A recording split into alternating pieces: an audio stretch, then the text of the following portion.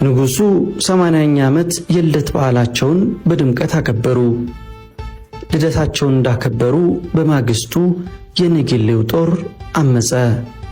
ደሞዝ አይበቃንም፣ ኑሮ ተወደደ፣ ሕክምና አናገኝም፣ የንጹህ እጥረት አለብን አሉ።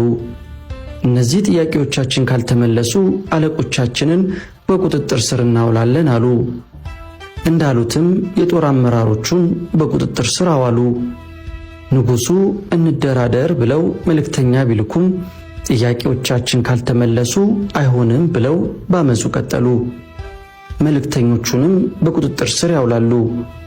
እንደ ነጌሌው ጦር ሁሉ የሰሜኑም ጦር አመፁን ተቀላቀለ። ንጉሱ ይህን የተደናገጡ።